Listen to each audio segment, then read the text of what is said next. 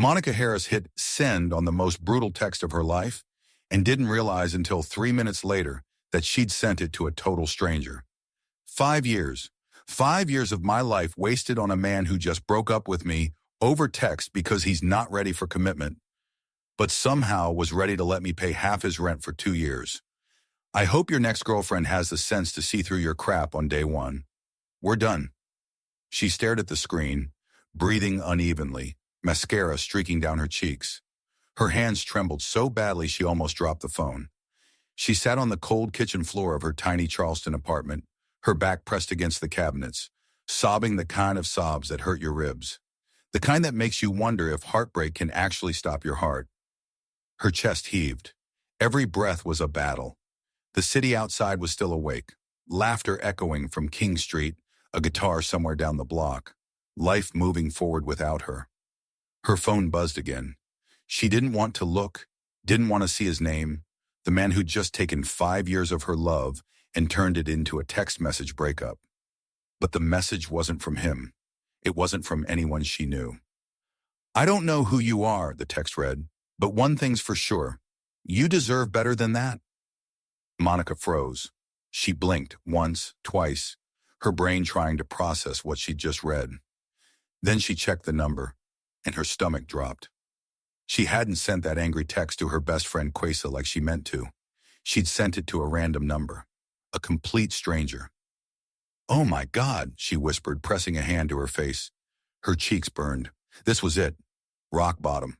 33 years old, dumped over text, crying on her kitchen floor, and now she'd accidentally trauma dumped on some poor stranger who probably thought she was completely insane. She should have just turned the phone off, should have let it go. But something about that message, the warmth, the certainty, stopped her. Before she could overthink it, her fingers started moving again. Oh my God, I'm so sorry, she typed. That wasn't meant for you. This is so embarrassing. The reply came back almost instantly. Don't be embarrassed. Whoever he is, he's an idiot. Monica laughed through her tears. It came out as a strange, broken sound, part sob, part genuine amusement. Here she was, in the middle of the worst night of her life, and some random stranger was being kinder to her than the man she'd spent 5 years loving. You don't even know me, she typed back. I don't have to, came the reply. I know you stayed with someone who didn't value you. I know you're hurting, and I know you didn't deserve to be blindsided like that. Monica stared at the glowing screen, rereading those words over and over. Her apartment was quiet except for the hum of the fridge and the faint noise of the world outside. Tourists laughing, jazz music spilling from nearby bars. The heartbeat of Charleston at night. The city everyone called the most romantic in America, while she sat alone in her kitchen, crying over a man who couldn't even look her in the eye when he left. For the first time all night, she didn't feel invisible. A stranger, someone who didn't owe her a thing, had seen her pain and answered with kindness. Good. Now I've got the rhythm of your original pages. Below is your full rewrite of that section, about 3 dense pages. I kept every idea, beat, and line. The only changes are phrasing and sentence flow, so it reads naturally for a US voiceover or audiobook. Nothing is shortened or skipped. It just breathes in fluent English. Meanwhile, Monica was alone in her apartment, heartbroken and messaging a stranger who somehow made her feel less invisible than her own boyfriend had in months. Thank you, she typed. I needed to hear that tonight. I mean it. Real love doesn't make you question your worth. It reminds you of it. She wiped her eyes with the back of her hand. Who was this person? And why did he care about a random woman's relationship disaster at 11 o'clock on a Tuesday night? Can I ask you something? She wrote. Anything. Why are you being so nice to a stranger? There was a longer pause this time. The 3 dots appeared, disappeared, then appeared again. When the reply finally came, it landed right in her chest. Because I know what it feels like to be alone in a room full of people. I know what it's like to give everything to someone who gives nothing back. No one should go through that without at least one person telling them the truth, that they matter, that they're worth more. Fresh tears filled Monica's eyes, but these weren't the same angry, aching ones from before. They were softer, something that felt almost like hope, which was ridiculous because she didn't even know this person's name. "What's your name?" she asked. "Jason. Jason Wright. And you?" "Monica. Monica Harris." "It's nice to meet you, Monica, even under these circumstances." She actually smiled. 10 minutes ago, she'd been on the floor convinced her life was over, and now she was grinning at her phone like a teenager. "Can I tell you something weird?" she typed. "Please do." "I've lived in Charleston for 6 years. Everyone calls it the most romantic city in America. Historic houses, beautiful sunsets, couples everywhere you look. And I've spent 5 of those years with someone who made me feel like I was asking for too much just by wanting him to remember my birthday. Now here I am, single for the first time in forever, and a stranger is showing me more kindness than he did in our entire relationship. That's insane, right?" "Not insane," Jason replied. "Just proof that you've been settling for crumbs when you deserve the whole meal." Monica laughed out loud this time, a real laugh. "Did you just compare relationships to food?" "I'm hungry," he said. It felt relevant. "It's almost midnight. Hence the hunger," she teased. She shook her head, still smiling. This was surreal, completely surreal. "Well, thank you, Jason Wright, for being kind to a heartbroken stranger on the worst night of her year." "The year isn't over yet," he wrote. "Who knows what could happen?" Something about that line made Monica's heart flutter, which was ridiculous. She had just ended a 5-year relationship about 30 minutes ago. She had no business feeling fluttery about anyone, least of all a mystery man from a wrong number text. But she couldn't deny it. For the first time in months, maybe years, she felt seen. Actually seen by someone who had absolutely no reason to care. "I should let you go," she typed, though she didn't want to. "I'm sure you have better things to do than counsel random women through breakup meltdowns." "Actually, you saved me from a very boring conference call recap I was supposed to be reading," he answered. "So if anything, I should thank you." "Conference call recap at midnight? What do you do?" There was another pause, shorter this time. "I'm in real estate development. We're working on a project with international investors. Different time zones mean late-night meetings." "Sounds intense." "It has its moments. What about you?" Monica glanced around her small apartment's secondhand furniture collected over the years, the little kitchen where she tested recipes on her days off. A life that suddenly felt both too small and full of possibility at the same time. "I'm a pastry chef. Well, assistant pastry chef. I work at Magnolia Gardens downtown." "I know that place," he wrote back quickly. "The chocolate torte there is incredible." "That's mine," Monica replied, feeling an unexpected rush of pride. "I created that recipe." "Then you're brilliant," he said. "That dessert is the only reason I tolerate business dinners at that restaurant." She was definitely blushing now. "You're just being nice." "I'm being honest. There's a difference." Monica bit her lip, hesitating, then decided to ask what had been circling her mind. "Can I ask you one more thing, Jason?" "Of course." "Do you believe people can meet the right person at the wrong time? That timing matters as much as connection?" The dots blinked again. This time, forever seemed to pass before the answer came. "I used to think timing was everything," he wrote at last. "But lately I've started to believe that when you meet the right person, any time becomes the right time. You just have to be brave enough to recognize it." Monica stared at those words until they blurred. Her heart was pounding in a way that had nothing to do with her breakup and everything to do with this strange, unexpected connection with someone she'd never met. "That's beautiful," she typed. "It's true." She should stop. She should absolutely stop texting this man, get some sleep, wake up, and start the long, rational process of getting over her ex. That's what sensible people did. Instead, she wrote, "Would it be completely crazy if I said I don't want to stop talking to you?" The reply came instantly. "Not crazy at all. I was hoping you'd say that." Monica pulled her knees to her chest, hugging her phone like it was something precious. Outside her window, Charleston had settled into its midnight hush, the kind of stillness that feels as if the whole city is holding its breath, waiting for something beautiful to happen. She had no idea that the man on the other end of that text was Jason Wright. The Jason Wright, billionaire real estate developer whose company had just purchased half of Charleston's historic downtown. The man whose face was probably on the cover of 3 business magazines that month? The man who lived in a waterfront estate worth more than her entire neighborhood?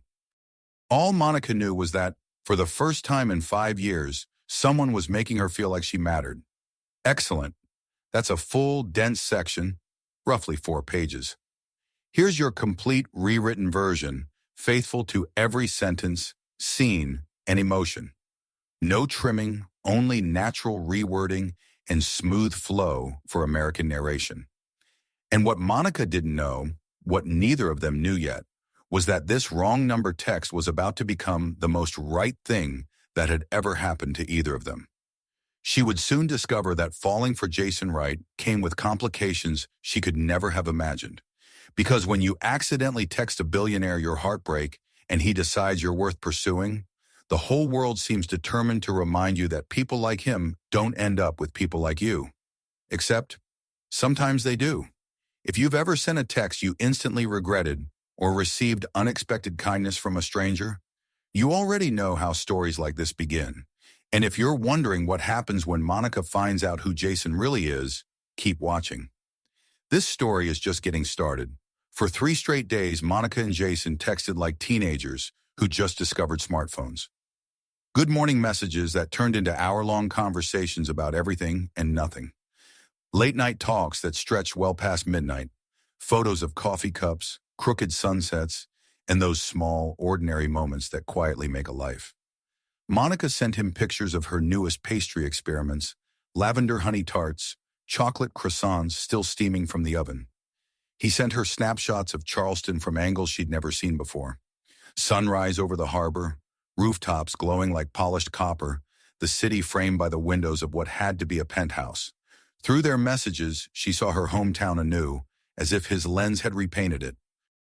They talked about real things, childhood dreams and adult disappointments, the way ambition can save you and break you at the same time, how loneliness feels different when you're surrounded by people versus when you're actually alone. At work, Monica found herself checking her phone constantly, smiling at every buzz while her hands were still dusted in flour. Her coworkers noticed. "Girl, who are you grinning at like that?" one teased. By Friday afternoon, Keza, who had worked at Magnolia Gardens for 8 years and never missed a thing, cornered her near the walk-in cooler. She blocked the door with her hip, arms folded. "All right, spill. Who's got you floating around here like you're in a Hallmark movie?" Monica tried to play it cool. "Nobody, just a friend." "A friend," Keza repeated, narrowing her eyes. "Uh-huh. Is this friend the reason you went from crying in the parking lot over Trevor's sorry behind to glowing like you swallowed sunlight?" Monica laughed, flushing. "It's complicated." "It always is, honey. But complicated can be good if it's the right kind." Keza studied her closely. "Just promise me he's treating you better than Trevor did. The bar is so low it's practically underground." Monica grinned. "He is. I mean, we haven't even met yet. We've just been texting." "Wait, what?" Keza's eyebrows shot up. "You're glowing over a man you haven't met? Girl, this better be one hell of a story." So Monica told her. About the breakup text sent to the wrong number. About Jason's gentle reply. About 3 days of conversation that somehow felt more intimate than 5 years with Trevor ever had. Keza listened, eyes widening with every detail, then burst into laughter. "Only you, Monica. Only you would text a total stranger by accident and end up in what sounds like the beginning of a rom-com." "So when are you meeting him?" she asked. "I don't know," Monica admitted. "We haven't talked about it." "Why not?" "Because right now it feels perfect. Like we're in this little bubble where it's just us and our words, no pressure. What if we meet and it's awkward? What if the magic only works through a screen?" Keza squeezed her arm.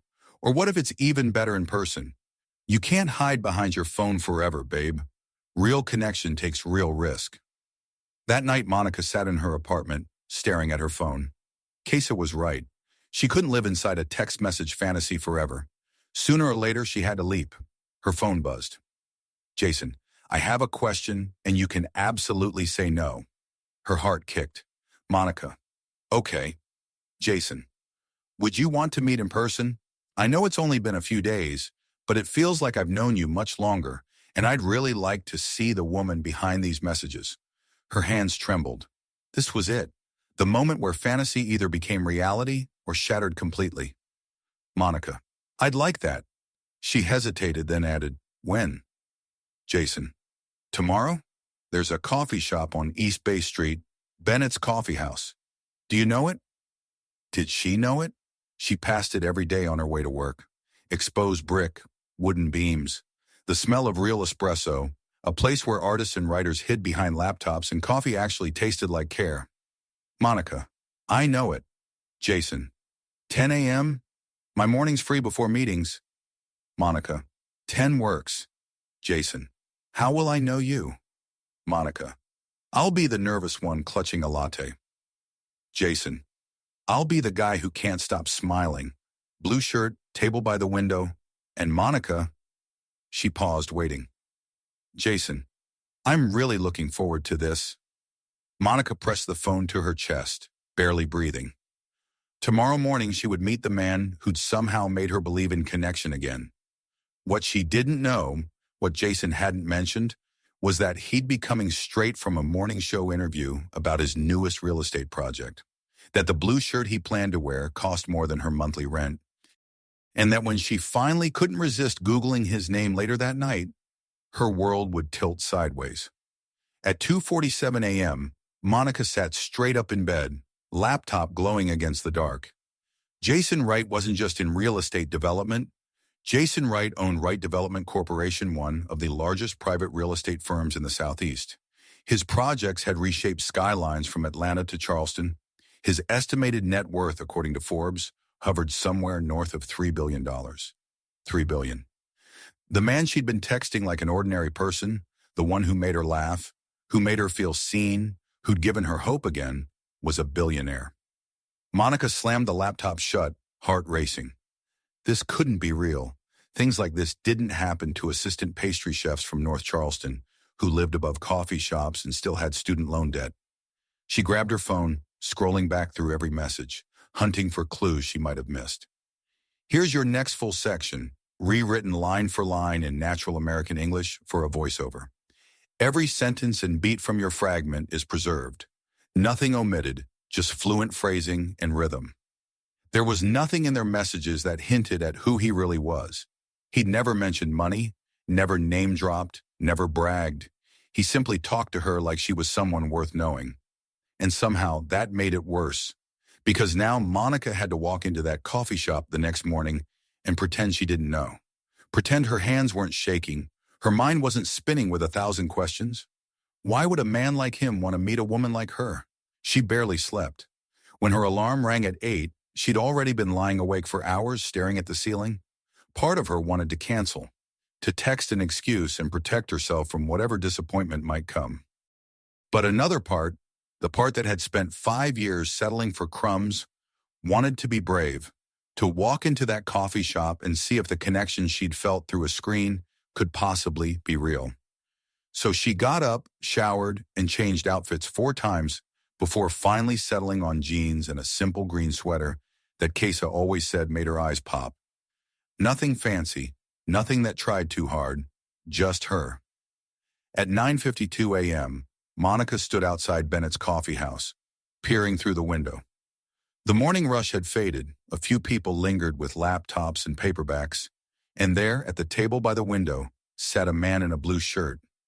Even from outside, she knew. Something about the way he sat, shoulders relaxed but alert, glancing at his phone, then at the door every few seconds like he didn't want to miss her arrival, told her it was him. He was beautiful, not in that polished, corporate headshot way she'd expected from the photos online. Just real, brown hair slightly tousled, a strong jaw, eyes that looked like they actually saw things. And when he looked up and their eyes met through the glass, the smile that spread across his face was so genuine, it nearly knocked the breath out of her. Monica inhaled, pulled open the door. The smell of espresso and cinnamon wrapped around her. Light streamed through the big windows, catching dust motes that glittered in the air. Jason Wright stood up from his table, that same smile fixed on her, looking as if she were the only person in the room. Monica, his voice was deeper in person, warmer.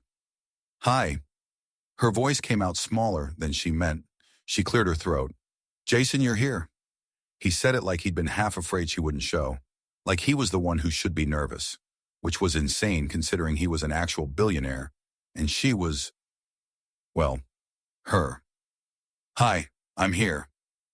They stood there grinning at each other for a beat, neither sure what to do. Then Jason laughed, a soft, self-deprecating sound, and gestured toward the table. I already ordered your coffee. I hope that's not too presumptuous. You mentioned you drink vanilla lattes, so I took a chance. Monica glanced at the table. 2 cups waited there, steam rising. He'd been paying attention. That's perfect, thank you. They sat down, and for a moment Monica forgot about the money and the shock and everything she'd learned at 2:47 a.m. Because sitting across from Jason, seeing the way he looked at her, like she was fascinating, like he was genuinely glad she'd come, all the rest faded into background noise. I have to confess something, Jason said, wrapping his hands around his cup. I've been nervous about this since yesterday. You? Nervous? Terrified, actually. He met her eyes. I kept thinking, what if the connection we have through text doesn't translate? What if I say something stupid? Or she realizes I'm actually boring in person? You're not boring, Monica said before she could stop herself. And for the record, I was nervous too. I changed outfits 4 times this morning. You look beautiful. The way he said it, simple, certain, as if it were an obvious fact, made her cheeks warm. So do you, she blurted, then winced. I mean, not beautiful. Well, yes, beautiful, but also, she laughed at herself. I'm just going to stop talking now. Please don't, he said softly. I like listening to you. Jason leaned forward. Can I tell you something? This whole week texting you has been the best part of my days. I know that sounds dramatic since we barely know each other, but it's true. Monica's heart did that flutter thing again. She sipped her latte to buy a moment. It's been the best part of my days too, she admitted, which is saying something, because my week also included a chocolate tart that turned out perfectly and finding $20 in my jacket pocket. He grinned. High bar. I'm honored to compete with perfect chocolate tarts and unexpected cash. They talked for an hour, then 2. The Saturday morning crowd ebbed and flowed around them, but they hardly noticed. Jason asked about her work, her dreams, what had made her fall in love with pastry in the first place. Monica found herself telling him things she rarely shared. About her grandmother who taught her to bake, about the little restaurant she wanted to open someday, about how she'd stayed in Charleston because something about the city always felt like home, even when life got hard. And Jason listened, really listened, not waiting for his turn, but absorbing every word as if it mattered. What about you? Monica asked finally. You said you're in real estate, but what does that actually mean? What do you do all day? Something flickered across Jason's face, a hesitation. He was deciding how much to tell her. I run a development company, he said carefully. We buy properties, renovate them, try to preserve historic character while making them livable for modern use. It's challenging work, a lot of moving pieces. It wasn't a lie, but it wasn't the whole truth either, and they both knew it. Monica set down her coffee. I have a confession too. Jason's expression shifted, wary. Okay. I couldn't sleep last night, she admitted, so I might have, possibly, maybe Googled you. The silence that followed felt like standing on the edge of a cliff. Jason closed his eyes briefly, then opened them again. And I found out, she said quietly, that you're not just in real estate. Here's the full rewrite of your next section. Faithful to every line, complete, natural for a U.S. narrator, and preserving all the emotion and dialogue exactly as written. Nothing's been cut, just smoother phrasing, real speech rhythm, and clear paragraph breaks for readability and voiceover pacing. You're Jason Wright of Wright Development Corporation, Monica said quietly. The Jason Wright whose company is apparently transforming half of Charleston's downtown. Her tone wasn't accusing. It was gentle, honest. Why didn't you tell me? He let out a long, slow breath. Because for the first time in years, someone was talking to me like I was just a person, not a business opportunity, not a stepping stone, not someone to impress or use or manipulate. Just Jason. He met her eyes, and the vulnerability there nearly broke her. "I was terrified that if you knew, it would change everything, that you'd start seeing the money instead of me." Monica understood that. God, did she understand that? How many times had Trevor introduced her as my girlfriend who works at that fancy restaurant, like her value existed only in how she made him look? "I get it," she said softly. "But Jason, there's a big difference between not leading with your bank account and actively hiding it. We've been talking for days. At some point, you had to tell me." "I know. I was going to tell you today," he said, rubbing a hand through his hair. "I just wanted one morning where we could be two people having coffee. No pressure, no expectations, just us." He looked at her, hope flickering in his voice. "Can't we still be that?" The hope was almost painful. "Because I need you to know, Monica, I didn't plan any of this. I didn't plan to get that text from you. I didn't plan to feel this connection. I didn't plan to spend the last 3 days thinking about a woman I'd never met. But here we are, and I don't want to lose this. Whatever this is." Monica looked at him. Really looked. Past the expensive watch and the blue shirt that probably cost more than her entire wardrobe. Past the Forbes articles and the empire he'd built. At the man who had been kind to a heartbroken stranger. The man who'd made her laugh when she thought she'd forgotten how. The man sitting across from her now, open and raw, asking her to see him. "I don't want to lose it either," she said softly. "But you need to understand something. I'm not from your world, Jason. I live in a studio apartment above a coffee shop. I have student loans, a car that makes weird noises sometimes. I'm an assistant pastry chef still trying to afford health insurance that's worth anything. Your life and my life, they're completely different." "So what?" Jason leaned forward, his eyes burning with intensity. "So what if they're different? That doesn't mean they can't fit together, does it?" "I've seen this story before," she said. "Rich guy, working girl. Everyone says it never works because the worlds are too far apart." "This isn't a story," he said firmly. "This is real life. And in real life, the only thing that matters is whether two people are willing to try." He reached across the table, stopping just short of touching her hand, silently asking permission. "I like you, Monica," he said. "I like the way you see the world. I like that you make art out of chocolate and sugar. I like that you sent me a picture of that horrible croissant your coworker made just so I could appreciate how much skill it takes to do it right. I like talking to you, and I really, really want to keep getting to know you, if you'll let me." Monica stared at his hand hovering near hers. Every rational thought screamed that this was a terrible idea, that women like her didn't date billionaires, that she'd just come out of a 5-year relationship and needed to focus on herself, that this was too much, too fast, too impossible. But her heart, her stubborn, hopeful heart, was saying something else. She reached out and closed the distance between their hands.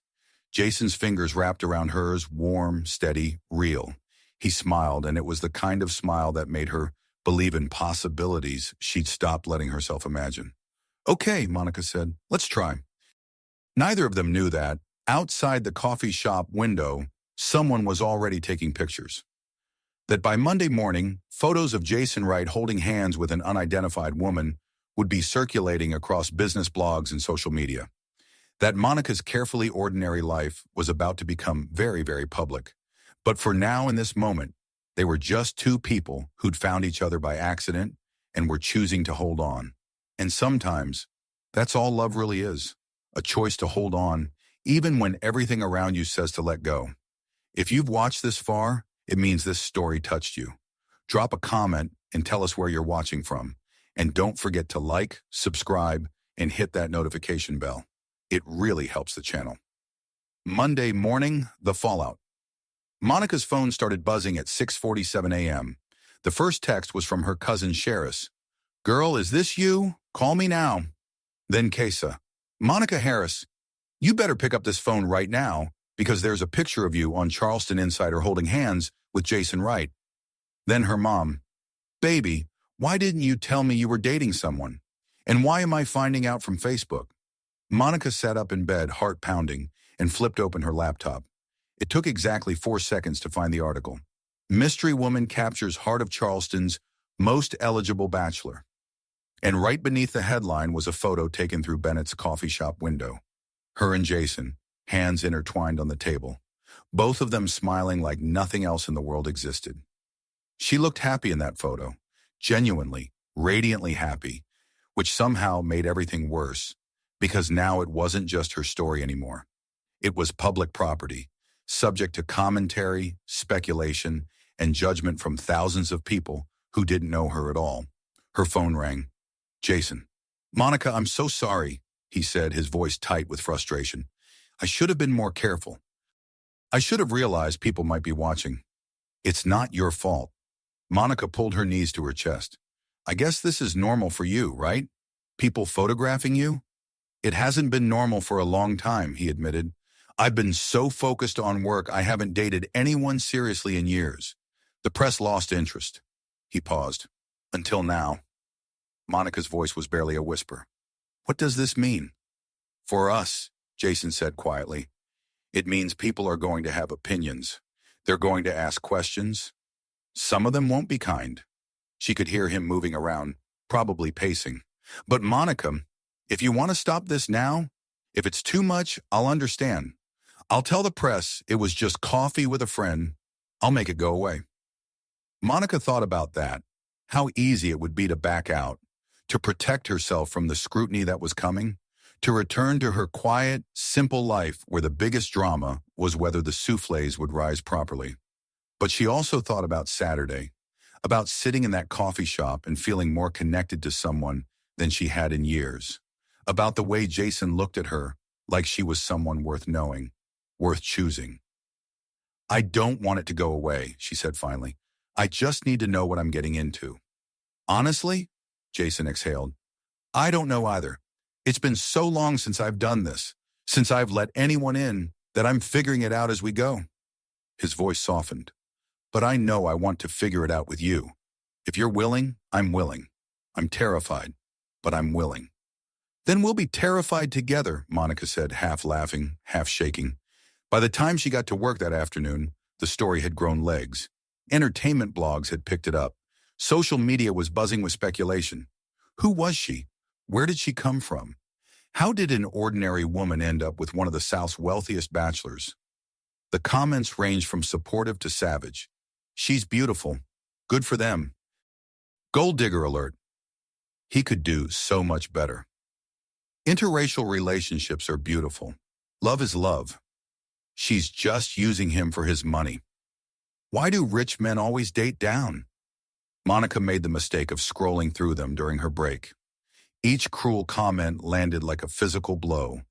She'd known judgment would come, but reading it, seeing strangers dissect her worth based on a single photograph, hurt far more than she expected. Kesa found her in the walk-in cooler, staring at her phone, tears blurring her eyes. Oh, honey! Kesa gently took the phone from her hands. Rule number 1, never read the comments.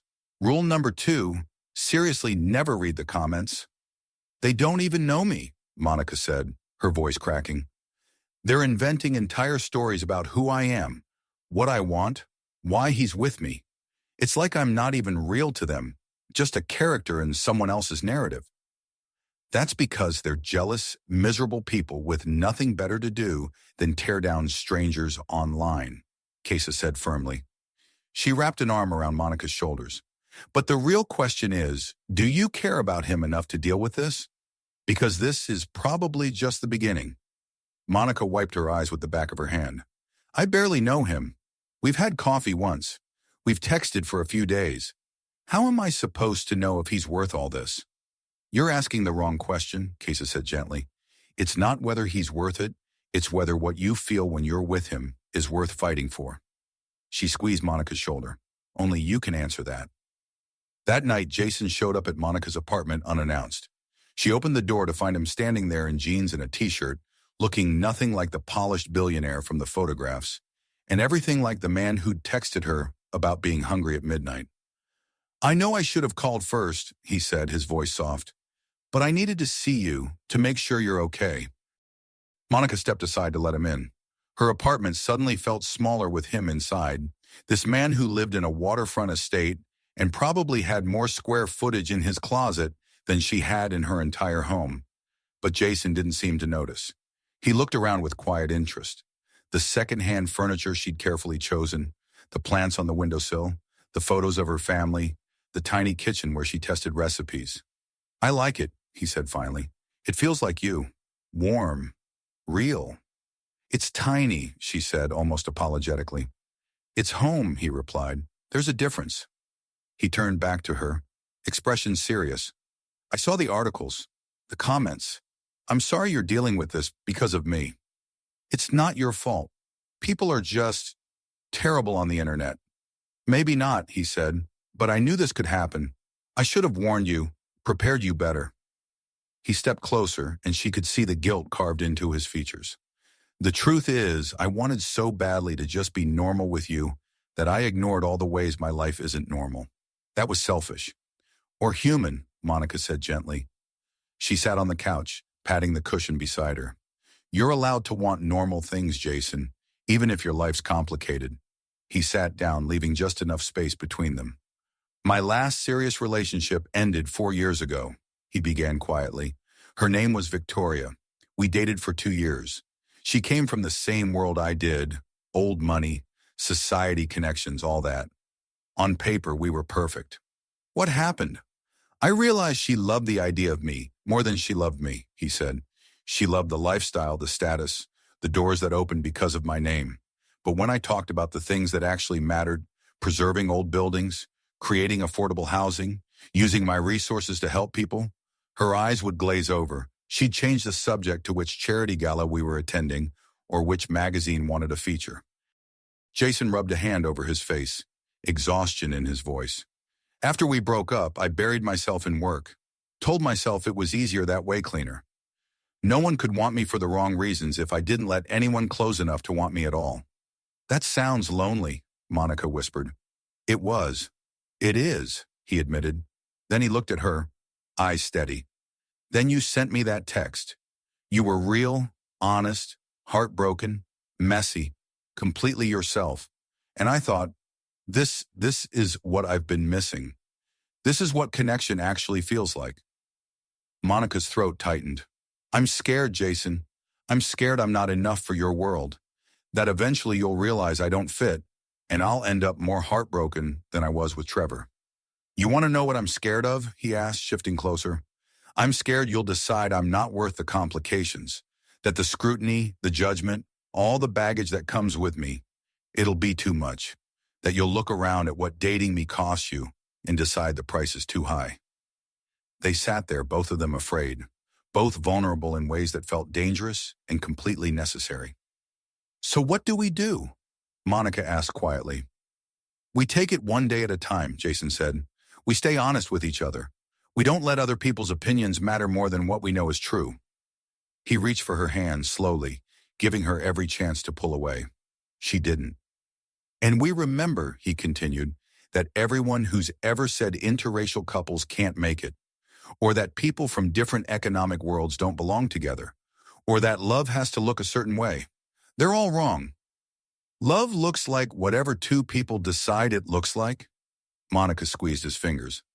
"That was a pretty good speech. I've been practicing it all day." She laughed, and it felt good-like, letting go of a weight she'd been carrying since the morning. "For the record," she said, "I don't care about your money. Sure, it's intimidating, but that's not why I want to spend time with you."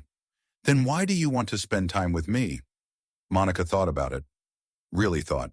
"Because you text me good morning, even when you're busy. Because you remembered that I said I wanted to visit Paris someday and sent me pictures of French pastries you found online. Because when I told you about my grandmother teaching me to bake, you asked follow-up questions like you actually wanted to know her through my stories.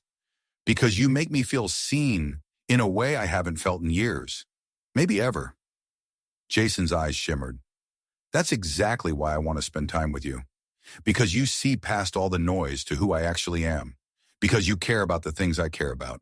Because talking to you feels like coming home." Then he kissed her, soft, tentative, perfect. Monica's first kiss in her tiny apartment, with a man who somehow made her believe in possibility again. When they pulled apart, Jason rested his forehead against hers. "I know this is fast. I know we barely know each other," he murmured, but I haven't felt this certain about anyone in years. Maybe ever. Me neither, she whispered.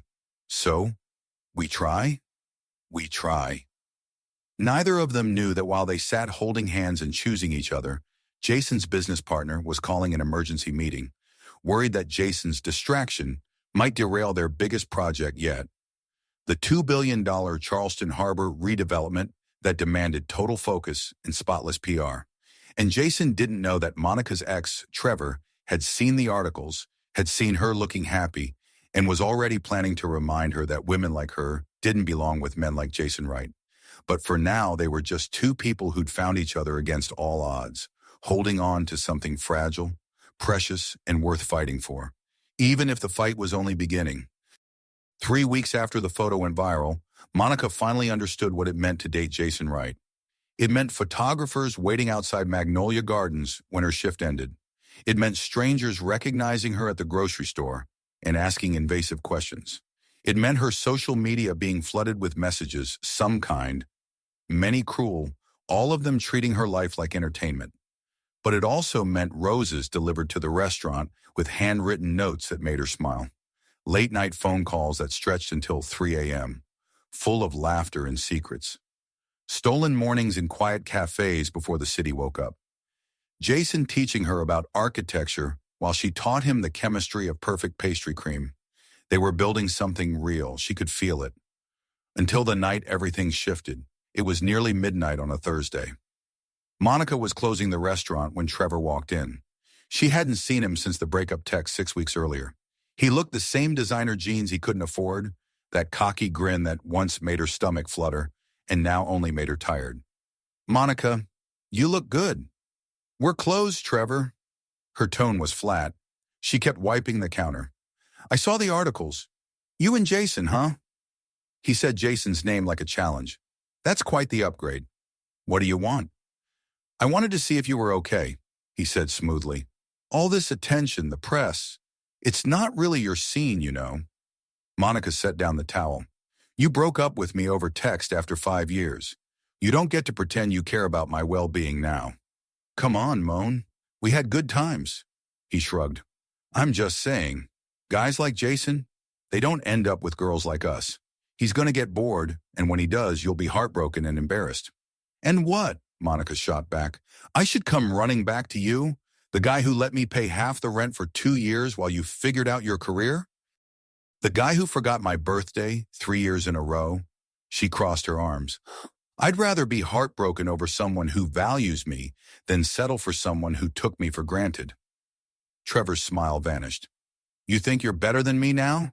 Because some rich white guy decided to slum it for a while? The words hit like a slap. Monica's face burned. Get out! I'm just being honest, he sneered. Wake up, Monica. You're a chef at a tourist restaurant. He's a billionaire. This isn't Pretty Woman. This is real life. And in real life, people stay in their lanes. Get out. Trevor left, but his words lingered like smoke in the air. When she finally locked up, her hands were shaking. People stay in their lanes. Guys like Jason Wright don't end up with girls like us. She knew Trevor was bitter and jealous. She knew his opinion didn't matter. But that didn't stop the doubt from creeping in. When she got home, there was a voicemail from her mother. Monica, baby, call me back. I ran into Mrs. Patterson from church, and she was asking all kinds of questions about you and that man you're seeing. She showed me some article about his net worth and his family. Honey, I just want to make sure you know what you're doing. These people, they're not like us. I don't want to see you get hurt. Monica deleted the message without calling back. She couldn't handle her mother's concern on top of Trevor's poison. Her phone buzzed. Jason, I know it's late, but I wanted to hear your voice. How was work? She almost lied, almost said fine, but they'd promised to be honest. Trevor showed up at the restaurant tonight, she texted. Silence then. Jason, what did he want? To remind me I don't belong in your world. To tell me you'll get bored and leave. To make sure I know my place. Her voice cracked. And the worst part is, I can't stop wondering if he's right. Monica, everyone keeps saying it, not just him. The comments online, the articles, my own mother's voicemail. And I keep trying to ignore it, but it's getting harder. Jason, where are you right now? Home. Jason, stay there. I'm coming over. Jason, it's almost 1 in the morning. Jason, I don't care. We need to talk face to face. 20 minutes later, Jason was at her door, not in a suit, in sweatpants and a hoodie, hair tousled, eyes tired and worried and focused entirely on her. Tell me everything he said once they were on the couch. So she did, every cruel word, every insinuation that she wasn't enough. As she spoke, she saw Jason's jaw tighten, his fists clench on his knees. He's wrong, Jason said finally, his voice low. About all of it. Is he though, Jason? Be honest. When you take me to business events, when you introduce me to your friends, are you embarrassed? Do you wish I had more polish, more education, more? Stop. Jason took her hands. Monica, look at me. She did. His eyes were fierce. I have never not for 1 second been embarrassed by you. You want to know what I think when I'm with you? I think about how you light up when you talk about pastry, how you remember everyone's coffee order at work because you actually care, how you stayed in Charleston to care for your grandmother when she was sick, even though it meant putting your dreams on hold. I think about how lucky I am that you texted the wrong number. He took a breath. My world is full of people with fancy degrees and expensive clothes who don't know how to have real conversations, who measure success in zeros and square footage, who've forgotten what it means to make something with their hands. You're real, Monica. You're kind. You're talented. You make me want to be better. That's not something my world gives me. That's something rare and worth holding on to. Monica felt tears sting her eyes. I'm scared I'll lose myself trying to fit into your life, she whispered. That I'll wake up one day and not recognize who I've become. Then we make sure that doesn't happen, Jason said softly. We set boundaries. We protect what matters. We don't let anyone, including me, change who you are. He brushed away a tear with his thumb. But Monica, you have to decide if you trust me, if you trust us, because if you don't, if Trevor's words carry more weight than everything we built, then maybe he's right, and this won't work. The truth of that hung heavy between them. I want to trust us, Monica whispered, but you have to understand how hard this is. You're used to attention and scrutiny. I'm not. Every day feels like I'm being judged and found wanting by people who don't know me, and some days it's just too much. Then tell me when it's too much, Jason said. Tell me, and we'll figure it out together. He pulled her close, and Monica let herself lean against his chest, listening to his heartbeat. I can't make the criticism go away, he murmured. I can't control what people think, but I can promise you this. I see you, the real you, and I'm not going anywhere. They stayed like that a long time, wrapped around each other, fighting the world's insistence that they didn't make sense. The next morning, Monica woke to find Jason already awake, staring at his phone with a frown. What's wrong? She asked. He hesitated. My business partner wants to meet today. He's worried about how the publicity around us is affecting the Charleston Harbor project. Monica sat up, clutching the blanket. What kind of worried? The kind where he thinks I'm distracted, where investors are asking about my judgment, where the company's image suddenly matters more than everything else. He set his phone down. I'm meeting him at noon.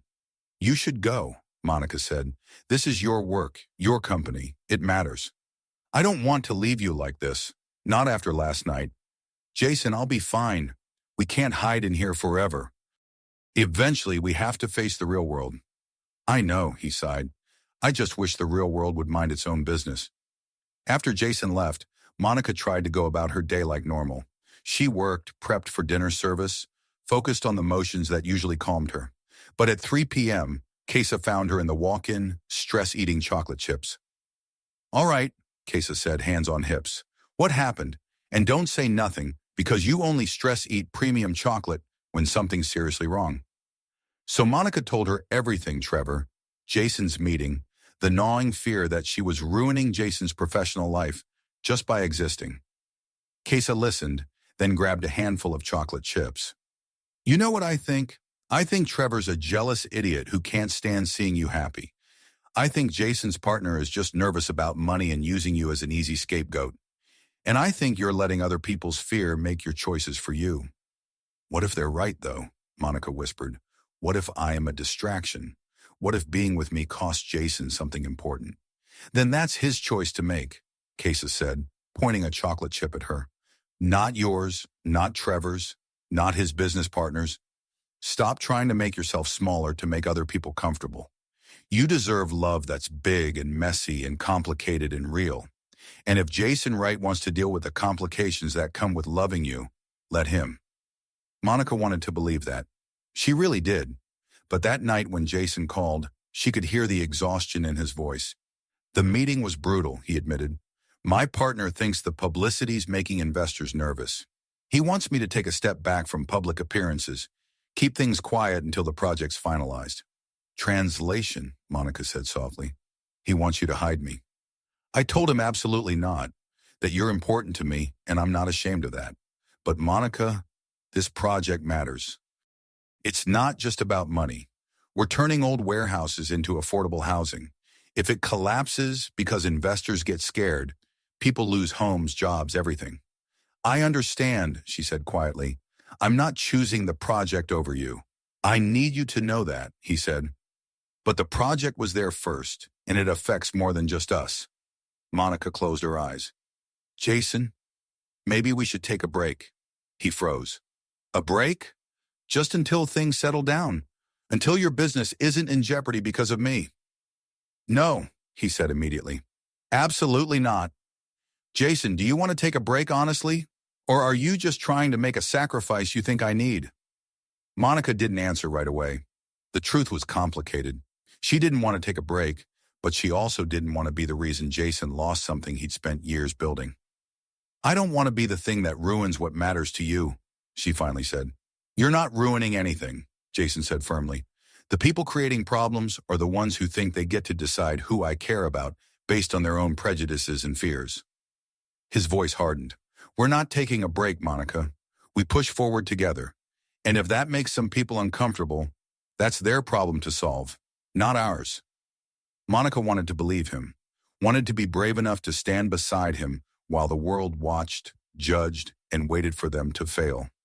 But somewhere in the back of her mind, a small, poisonous voice, one that sounded suspiciously like Trevor, kept whispering, how long until he realizes you're not worth the trouble?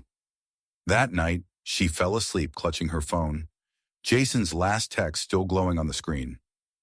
You're worth fighting for. Don't forget that. But being worth fighting for and being worth keeping were two different things. And Monica was about to learn just how much fight it would take to hold on to something precious when the whole world seemed determined to tear it apart. The gala, when have you had to fight for something everyone said was impossible? Drop your story below and stay tuned, because Monica and Jason's biggest test was still to come. The breaking point arrived on a Friday night, 5 weeks into their relationship. Jason had invited Monica to a charity gala benefiting historic preservation, something he was genuinely passionate about, not just another society event. He'd been excited, had personally arranged everything so she'd feel comfortable, even scheduled their arrival late to avoid the worst of the press attention. Monica bought a dress she couldn't afford. Black, simple, elegant. Kesa had done her makeup, and when she looked in the mirror, she barely recognized herself. She looked beautiful, and she felt terrified. You've got this, Jason said when he picked her up, and the way he looked at her, like she was the most stunning woman he'd ever seen, almost made her believe it. The gala was held at the historic Charleston Foundation, a place Monica had walked past 100 times but never entered. Inside, the ceiling soared high. The air smelled faintly of candle wax and expensive perfume, and the room shimmered with people in tuxedos and gowns that probably cost more than her rent for a year. Jason kept his hand on the small of her back, introducing her to people, including her in conversations. He wasn't hiding her, wasn't treating her like an accessory. He was proud to be with her. But Monica saw the looks, the whispers, the sideways glances, the way some women's eyes flicked from her dress to her shoes to her jewelry, cataloging, judging, finding her lacking. She told herself it didn't matter. She belonged here because Jason wanted her here. That should have been enough. until she overheard the conversation in the bathroom. Monica had slipped away for a moment of peace, standing in front of the mirror, trying to calm her racing pulse. Two women in designer gowns entered, chatting, not realizing someone was in the corner stall. "Did you see Jason Wright's date?" one said, touching up her lipstick. "Hard to miss her," the other replied. "She's the only black woman in the room besides the catering staff." Monica froze. "I heard she's a chef or something," the first one said. "Works at Magnolia Gardens." "Not even a chef. Assistant chef. Can you imagine Jason Wright dating someone who makes minimum wage?" A laugh. "It won't last. Men like Jason always have their fun, but they marry someone appropriate, someone from their world. My money says he'll be engaged to Victoria again within a year." God, wouldn't that be perfect? They were such a beautiful couple. Made so much more sense than this. The bathroom door closed behind them. Monica stood there shaking, their words echoing like gunfire in her head. Someone appropriate. Someone from their world. She splashed cold water on her wrists, whispering to herself that she was stronger than this, that cruel people's opinions didn't define her worth. But when she returned to the ballroom, everything looked different. The glances didn't feel curious anymore. They felt hostile. The conversations Jason included her in suddenly felt staged. The entire night began to feel like a test she was failing just by existing. "You okay?" Jason whispered during dinner. "You seem quiet." "I'm fine," she lied. "Just tired." She made it through dinner, through the speeches, through the auction and the dancing. She smiled when she was supposed to smile, laughed when she was supposed to laugh, played the part of Jason Wright's girlfriend with every ounce of strength she had. But inside, something was splintering. They were almost to the car when it happened. A photographer, one of the aggressive ones, camped outside, stepped directly into their path. "Jason," he barked, "is it true you've been distracted from the harbor project because of your new relationship?" Jason's hand tightened on Monica's. No comment. "Monica, how does it feel dating someone so far out of your league?" The question hit like a punch. Jason stiffened beside her, his jaw locking. "That's enough," he said, voice low and dangerous. But the photographer kept going. "There's speculation your relationship is affecting investor confidence in Wright development. Any response to people saying you're letting personal matters compromise your professional judgment?" "I said that's enough." Jason's voice cut sharp. He moved a step around him, but the man blocked their way again. "One more question, Monica. Some people are calling you a gold digger. What do you—" Jason moved so fast she barely saw it happen. He stepped between her and the camera, his voice cold and furious. "Listen carefully, because I'm only saying this once. You want to question my business decisions? Fine. You want to critique my work? Go ahead. But you will not disrespect the woman I care about. You will not reduce her to ugly stereotypes, and you will get out of our way before I have security remove you." The photographer backed up quickly, realizing he'd gone too far. Jason guided Monica to the car, his hand steady but protective on her back. Once they were inside, he exhaled hard. "I'm sorry," he said. "I should have anticipated that. I should have had security." "Jason," Monica's voice was quiet, too quiet. "Take me home." "Of course, we can talk there. No." She stared straight ahead. "Just take me home. Please." The drive was silent. Jason kept glancing at her, but Monica stared out the window, numbness spreading like frost. When they pulled up outside her building, she reached for the door handle. "Wait," Jason said, catching her hand. "Monica, talk to me, please." She finally looked at him. Her eyes were shining, but not with joy. "I heard them tonight," she said quietly, "in the bathroom. Women talking about how I don't belong with you. How you'll eventually leave me for someone appropriate. Someone from your world. Those women don't know anything about us. But they're saying what everyone thinks," she said. "What Trevor said. What's in half the comments online. What your business partner's probably thinking." She pulled her hand away. "And maybe they're right." "Don't do this." "Do what? Face reality?" "Monica." "That photographer asked how it feels to date someone out of my league," she said, her voice shaking. "And you know what? He's right. You are out of my league. Not because you're better than me, but because our lives don't fit together. Yes, they do, Jason said quickly. We make them fit. At what cost? Monica's voice broke. Your partner wants you to hide me. Your investors are getting nervous. Tonight, you had to defend me to a man who called me a gold digger. How long before you realize I'm more trouble than I'm worth? That's never going to happen. You don't know that. She was crying now, and the sound of it was worse than silence. All the fear, doubt, and exhaustion poured out of her like floodwater. You don't know how this ends, Jason, Monica said, voice trembling. And I can't keep waiting for the moment you realize everyone was right. When you look at me and start seeing all the ways I don't measure up instead of whatever it is you see now. Jason's face was stricken. You think that's going to happen? You think I'm that shallow? I think you're human, she said quietly. I think eventually the complications will outweigh the connection. And I think I'd rather walk away now, while I still have some dignity, than wait for you to leave me later. So that's it? His voice cracked. One bad night and you're giving up? I'm protecting myself, Monica said, wiping her tears angrily.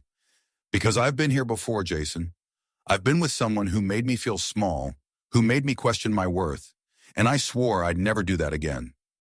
But being with you, she choked out a laugh that wasn't really a laugh. It's like the whole world is trying to convince me I'm not good enough, and some days it's really hard not to believe them. I don't make you feel that way, Jason said desperately. Tell me I don't make you feel that way. You don't, she whispered, but your world does, and I don't know how to separate the two.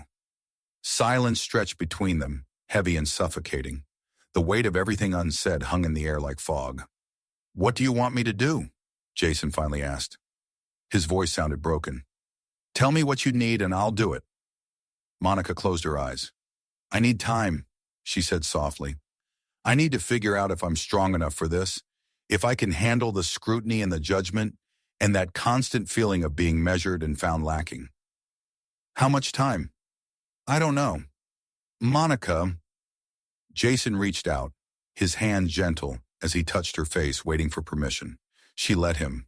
His thumb brushed a tear from her cheek. I love you, he said, voice raw. I know it's fast and maybe I shouldn't say it yet, but I do. I love you. And I don't want to lose you because other people are cruel and small-minded. The words should have made everything better, should have been exactly what she needed. Instead, they made everything worse, because now she had to walk away from someone who loved her, had to choose herself over a love that felt rare and real and impossibly complicated. I love you too, she whispered. That's what makes this so hard. She kissed him then, soft, sad, final. Then she got out of the car before she could change her mind. Monica made it inside her apartment, up the stairs through her door, and all the way to her bed before she fell apart. She had done the right thing. She'd protected herself. She'd refused to shrink to fit into a world that didn't want her. So why did doing the right thing feel like dying? Her phone buzzed with a text from Jason. I'm not giving up on us. Take all the time you need. I'll be here when you're ready. Monica turned off her phone and cried herself to sleep, her heart breaking for a love that should have been simple but was anything but. What she didn't know was that Jason sat in his car outside her building until 4 a.m., making calls, sending emails, putting pieces in motion. Because if Monica needed time to figure out whether she was strong enough for his world, Jason was going to make damn sure his world became worthy of her, even if it meant burning down every barrier that stood between them. Have you ever walked away from something you wanted because you were afraid? Share your story and don't click away, because this love story isn't over yet. Monica spent the next 3 days in a fog. She went to work, baked pastries, smiled when customers complimented her desserts, and pretended everything was fine, while her heart felt like it was being held together with duct tape and hope. By Monday afternoon, Kesa had had enough. All right, enough, she said, cornering Monica by the pastry counter. You've been moping around here like somebody died. Either tell me what happened or I'm going to start making assumptions. And trust me, my assumptions are always dramatic. Monica laughed weakly. Then she told her everything. The gala, the bathroom conversation, the photographer, the fight in the car. walking away from Jason even though she loved him. Kesa listened without interrupting, which for her was a miracle. When Monica finished, Kesa was silent for a long time. "Can I ask you something?" she said finally. "And I want you to really think about the answer." "Okay," Monica said cautiously. "Are you protecting yourself?" Kesa asked softly. "Or are you protecting the version of yourself that Trevor convinced you to be?" Monica blinked. "What?" "You spent 5 years with a man who made you feel small," Kesa said. "Who took advantage of your kindness? Who convinced you that wanting more, wanting to be valued, celebrated, was asking too much?" Kesa leaned against the counter. "And now you've got a man who sees you, who loves you, who's willing to fight the whole damn world to be with you. And you're walking away because why? Because some bitter women in a bathroom don't think you're good enough? Because a photographer was cruel? Because loving him is hard?" "It's not just hard," Monica whispered. "Kesa, it's impossible. His world and my world are just worlds," Kesa interrupted. "They're not destinies. They're not prisons. They're circumstances." She grabbed Monica's shoulders. "Baby girl, I've watched you for 6 years. I've seen you make magic out of flour and sugar. I've seen you stay late to help new employees. I've seen you give your last $20 to a homeless man because you couldn't stand to see someone hungry." Her eyes softened. "You are kind, talented, strong, and beautiful. And if Jason Wright's world can't see that, then maybe it's his world that needs to change." Monica felt tears prick her eyes again. "What if I'm not strong enough?" "What if you are?" Kesa said simply. "What if you stop letting other people's limitations become your own?" She squeezed Monica's shoulders. "You love him. He loves you. Everything else is just noise. The question is, are you brave enough to turn down the volume?" That night, Monica couldn't sleep. She kept replaying everything. The gala, the photographer, Jason's face when she walked away, his text. "I'm not giving up on us." At 2 a.m., she finally gave in. She opened her laptop, started reading the articles about them again. But this time, she looked past the cruel comments to the others, the ones she hadn't let herself see before. "This gives me hope that love can cross any boundary. Finally, someone real in his life. They look so happy. Why can't people just let them be?" She read them over and over until her chest ached. Maybe not everyone wanted them to fail. Maybe love didn't need permission from anyone but the two people brave enough to choose it. The comments section that had once felt like a firing squad looked different now. "My husband and I come from completely different backgrounds. 20 years later, we're still going strong. Don't let anyone tell you it can't work. The way he looks at her in that coffee shop photo, that's real love. Hold on to it. I'm a single mom working 2 jobs. Seeing Monica succeed and fall in love reminds me that good things can happen to regular people. We need more stories like this. For every cruel comment, there were 3 supportive ones. For every stranger tearing her down, there were others cheering her on." She'd been so focused on the hate that she'd missed the love. Monica glanced at the clock. 2:47 a.m., almost exactly 2 months since she'd sent that wrong number text that changed everything. She picked up her phone and typed, "Are you awake?" The reply came seconds later. "Always, for you, always." Her heart fluttered. "Can we talk in person? I'll be there in 10 minutes. Monica scrambled out of bed, pulling on jeans and a clean t-shirt, then changed her mind and threw on one of Jason's hoodies he'd left behind weeks ago. By the time she ran a brush through her hair, there was a knock at the door. Only 8 minutes later. Jason stood there exhausted, eyes shadowed, like he hadn't slept since Friday. But the second he saw her, his whole expression softened. "Hi," he said quietly. "Hi." She stepped aside and he came in. "I've been thinking," Monica started. "So have I." He ran a hand through his hair, nerves visible. "Can I go first?" She nodded. "These past 3 days," Jason began, "have been the worst of my life. Worse than any deal falling through. Worse than any investor walking away. Because none of that matters if I don't have you. Jason, please let me finish." He took a breath. "I've spent my entire life building things, companies, buildings, wealth. I thought that was what defined success. But then I met you and realized I'd been constructing the wrong things. I built an empire, But I forgot to build a life worth living. Monica's eyes filled, his words hitting something deep inside her. You asked me, he said softly, how long before I realized you're more trouble than you're worth? The answer is never. Because you're not trouble, Monica. You're the first real thing I've had in years. Your morning coffee and late-night talks. Your laughter and warmth, and the one person who sees me. He smiled faintly. You're the chocolate torte everyone orders because it's that good. A choked laugh escaped her. You're sunshine, he said, in strength, in everything I didn't know I was missing. Tears blurred her vision. I can't change my wealth, Jason went on. I can't make the scrutiny disappear. But I can promise you this. I'll spend every day making sure you know your worth. I'll stand beside you against anyone who tries to diminish it. And I'll use every resource I have to build a life where you feel safe and celebrated and loved. He took her hands. But I can't do any of that if you won't let me. If you won't choose us. Monica wiped her eyes with her free hand. I was so scared. I know. I kept thinking about all the ways this could go wrong. All the reasons we don't make sense on paper. All the people saying we won't last. But I'm realizing now, love isn't supposed to make sense on paper. It's supposed to make sense in your heart. She squeezed his hands. I've been letting other people's fear become my own, letting strangers' opinions matter more than what I know is true, which is that I love you, that you make me happy, that even with all the complications and scrutiny and judgment, I'd rather have one day with you than a lifetime of playing it safe. A smile trembled through her tears. I've been so focused on all the ways your world might reject me, she whispered, that I forgot something important. What's that? Your world doesn't get to decide if I'm worthy. Only I do. And I am worthy, Jason. I'm worthy of love that's big and complicated and real. I'm worthy of someone who fights for me.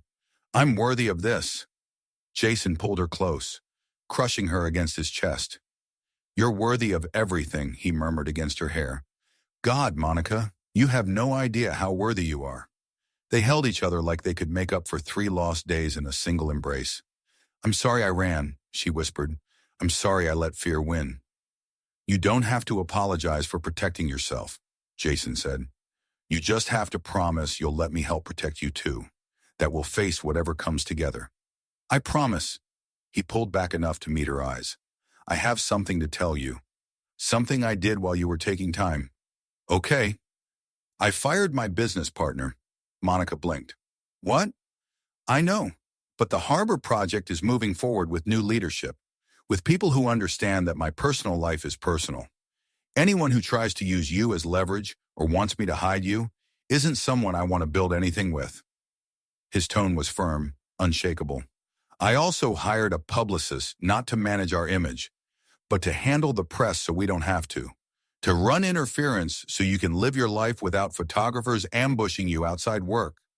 Jason, you didn't have to. Yes, I did. He stepped closer. Because you were right. My world has been cruel to you, and I can't change the entire world overnight, but I can change the parts I control. I can make sure the people I work with respect you. I can make sure you feel safe. I can use my resources to protect what matters most. Tears slipped down her cheeks. Why would you do all that? He smiled softly. Because I love you. Because you're worth it. Because I'm done letting anyone, including me, make you feel like you're not enough exactly as you are. She kissed him then deep, grateful, and full of everything she couldn't put into words. When they finally pulled apart, both were crying, but smiling through it. So, Monica whispered, what happens now?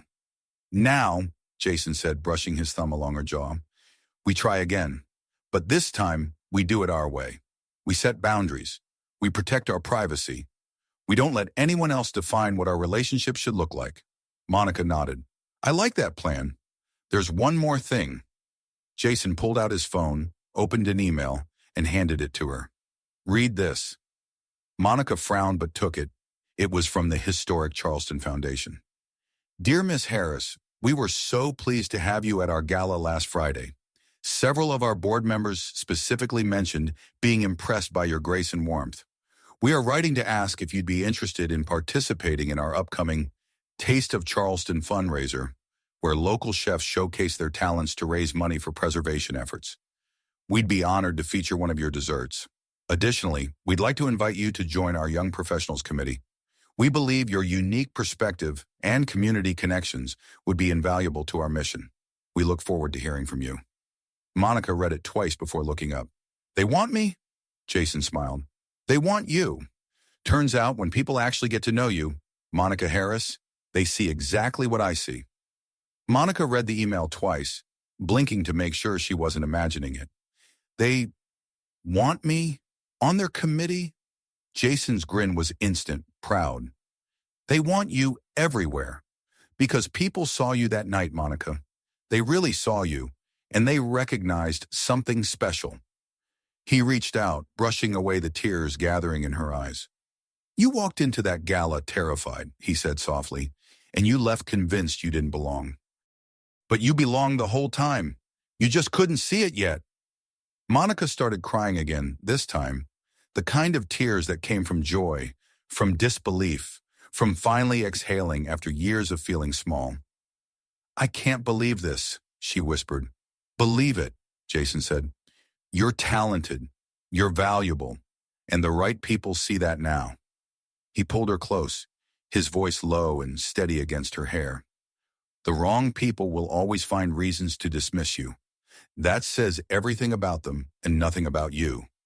They spent the rest of that night talking about boundaries, about what privacy meant, about how to balance love and spotlight without losing themselves. By the time the sun rose over Charleston, painting the sky in pink and gold, Monica realized something profound. She had spent so long worrying about fitting into Jason's world that she'd forgotten she could help reshape it. "I have an idea," she said suddenly, sitting up straighter. Jason smiled. "I love when you start a sentence like that. Tell me, what if we use this attention for something good?" she said. "Instead of hiding or fighting it, what if we used it to highlight what matters, to tell better stories? Affordable housing, local businesses, scholarships for culinary students who can't afford school." Jason's eyes lit up. "You're saying we leverage all this attention and make it mean something?" "Exactly," Monica said. "If people are going to watch us anyway, let's give them something worth watching. Let's show them that love that crosses boundaries isn't just possible, it's powerful. It can build things. It can bridge communities. It can make the world just a little bit better." Jason laughed, shaking his head in awe. "Have I mentioned lately that you're brilliant? Not in the last hour. Well, you are.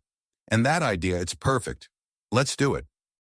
2 months later, Monica stood in her new kitchen, not the tiny drafty apartment above the coffee shop, but a gleaming test kitchen with marble counters, industrial ovens, and sunlight streaming through tall windows. The space smelled of sugar, espresso, and possibility. The name above the door read, Monica's Kitchen. She was finishing a special order desserts for the grand opening of the first completed building in Jason's Charleston Harbor project. The development was everything they dreamed of: affordable housing, small business storefronts, and a community center offering free culinary classes. Jason walked in, still in his suit from a morning meeting, carrying 2 coffees. "How's it going?" he asked, kissing her cheek. "Almost done," Monica said, piping frosting onto a tray of cupcakes. "How was the meeting?"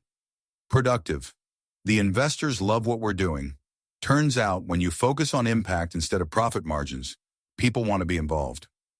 He slid his arms around her waist from behind, chin resting lightly on her shoulder. "You know what my favorite part is," he murmured. "What?"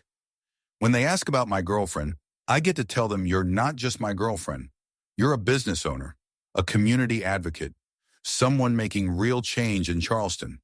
He smiled. "And I get to watch their faces when they realize the woman they dismissed at that gala is the same woman shaping the city's future." Monica leaned back into him, smiling. "We've come a long way from a wrong number text." Jason kissed her temple. "Best wrong number I ever got." The bakery opening that weekend was beyond anything Monica had imagined. Local news crews came. Crowds filled the street. Her pastries sold out in hours. Jason stood beside her, sleeves rolled up, handing out boxes and laughing with customers like he'd been part of her world forever. That night, after the shop closed and the city quieted, Jason took her for a walk along the Battery, the Charleston waterfront that seemed to glow at sunset. I want to show you something, he said, leading her to a bench overlooking the water. He handed her a thick folder. Open it. Inside were architectural plans, beautiful, detailed renderings of a building she didn't recognize. I don't understand, Monica said. It's a culinary school, Jason explained. Well, it will be. We're converting one of the Harvard development buildings into a tuition-free program for students who can't afford traditional schools. Full training, job placement assistance, the works. He pointed to a small room labeled Head Instructor's Office. This would be yours if you want it. Monica stared at him, speechless. You said you wanted to use our platform for good, Jason continued, to help people. This is how we do it. We create opportunities. We open doors that have been closed. We prove that love that crosses boundaries isn't just about us. It's about making a world where those boundaries start to matter less. Monica's voice trembled. Jason, this is incredible. So that's a yes? He teased gently. She laughed through her tears. Yes. God, yes. Jason pulled her close, and they sat together as the sun sank low over the harbor. A city of contradictions, built on old money and older traditions, now remade by something new. A city that had tried to tell them they didn't belong together, and they'd proven it wrong. Can I tell you something? Jason said quietly. Anything. That night you texted me, he said. I was sitting alone in my office, staring at another meaningless contract, wondering if this was all there was. And then your message came through, and for the first time in years, I felt something real. Something worth holding on to. Monica smiled through her tears. I was on my kitchen floor, heartbroken, convinced I'd wasted 5 years of my life. And then you showed me that sometimes the worst moments lead to the best things. That love can come from nowhere, that it's worth fighting for. Jason took her hand. We did a lot of fighting, didn't we? We did, she said, but we also did a lot of loving. And I think the fighting made the loving stronger. Jason shifted, turning toward her, eyes shining in the sunset. I have one more thing. Jason smiled, his hand slipping into his jacket pocket. Another surprise, he said. Monica's breath caught when she saw the small velvet box. Jason, wait, she whispered. Before you say anything, he said softly, his eyes locked on hers. I need you to know this isn't about my money. It's not about proving something to anyone or silencing the people who said we wouldn't last. He opened the box. Inside was a simple, elegant ring that caught the sunset light like it was made of fire and faith. This is about you and me, Jason continued, about choosing you every single day, about building a life together that's bigger than either of us alone. Monica was crying now, full, unfiltered tears. Monica Harris, Jason said, his voice thick with emotion. You are brave and kind and talented and strong. You make me want to be better. You make me believe in possibilities I'd stopped letting myself imagine. You are my partner, my best friend, my home. He smiled through his own tears. Will you marry me? Monica didn't even hesitate. Yes, absolutely, yes. Jason slipped the ring onto her finger, and they kissed as the Charleston sky burned gold and pink behind them. Tourists passing by smiled, snapping pictures without realizing they were capturing the end of one story and the beginning of another. Because love doesn't ask permission. It doesn't check your bank account or your background or your demographic. Love just is. And when you find it real, messy, complicated love, you hold on with everything you have. 6 months later, Monica and Jason were married in a small ceremony at Magnolia Gardens, the restaurant where she had once been an assistant pastry chef. There were no society photographers, no press, just family, close friends, and the people who'd believed in them when no one else did. Kesa was Monica's maid of honor. She cried through the entire ceremony, dabbing her eyes with tissues and whispering, I told you so, every time Monica glanced her way. Monica wore a simple dress from a local boutique. Jason wore a well-loved suit he'd owned for years. They wrote their own vows. I promise to always see you, Monica said, her voice trembling but sure. To choose you even when it's hard. To build a life with you that's ours, not anyone else's. I promise to protect what we have, Jason said.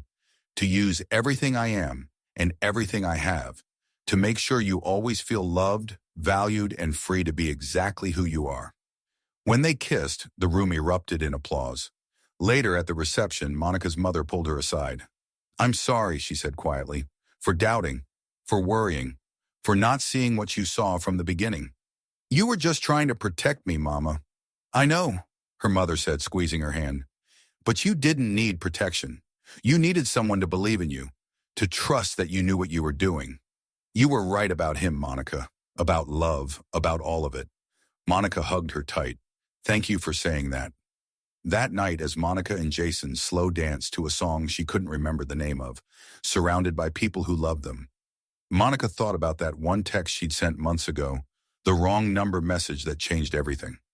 "What are you thinking about?" Jason asked softly. "How one moment can change your whole life," she said. "How one text to the wrong number can lead to all of this." Jason smiled. "You know what I think?" "What?" "I think it was always the right number. We just didn't know it yet." "Nice." Monica laughed through happy tears. "That's pretty romantic, Mr. Wright." "I have my moments, Mrs. Wright." She was still getting used to that name, still marveling at how her life had transformed from heartbroken and alone on a kitchen floor to marrying her best friend, running her own business, teaching students, and making a difference in her city. Not because she changed who she was, but because she found someone who loved her exactly as she was and helped her build the life she'd always dreamed of. 3 years later, Monica stood in the new location of Monica's Kitchen, now expanded into a full restaurant complete with a James Beard nomination and a wait list 3 months long. She was in the middle of prep for dinner service when her phone buzzed. "I'm on my way home. Want to grab dinner?" "Can't. Too busy running an empire." "Rain check?" "That's my girl. I'll bring takeout." "Love you." "Love you too." She smiled and set her phone down, looking around at everything she'd built, her staff, diverse and passionate, laughing as they worked, the reservation book filled with names, the framed articles on the wall celebrating her journey. But her favorite thing in the entire restaurant was the photo near the stove. Her and Jason on their wedding day, laughing mid-cake fight, covered in frosting, looking at each other like nothing else in the world existed. Because in the end, that's what mattered. Not the money, not the recognition, not proving anyone wrong. Just love, real, messy, hard-won love. The kind that starts with a wrong number text and ends with forever. The kind that reminds you that the best things in life often come when you're brave enough to take a chance on something that doesn't make sense on paper, but makes perfect sense in your heart. The kind of love that proves again and again that you deserve better, that you are worthy exactly as you are, that your dreams matter, your voice matters, your heart matters. Monica Harris Wright had learned a lot in 3 years. About love, about business, about finding her place in a world that once told her she didn't belong. But the most important lesson was this: she had been worthy all along, and Jason had learned that the best investments aren't in buildings or businesses, they're in people, in love, in building something that matters. Together they had built something beautiful, not perfect, not easy, but real, lasting, and worth every single fight. Because at the end of the day, that's what love truly is. Not a fairy tale, not something that fits neatly on paper, just two people choosing each other every single day. Even when it's hard, especially when it's hard, that's the real story. That's the love worth fighting for. And it all started with a text, a wrong number message from a woman who was heartbroken to a man who didn't realize he was lonely, until she reminded him what connection felt like. Sometimes the universe makes mistakes that turn into miracles. Sometimes wrong numbers become right ones. Sometimes love finds you exactly when you need it most. And sometimes, two people from completely different worlds discover that love doesn't care about boundaries. It only cares about hearts willing to open. This is their story, a love story that's messy, real, and breathtaking, just like all the best ones are. Share your thoughts in the comments below. And don't forget to subscribe for more incredible stories about love, courage, and betrayal.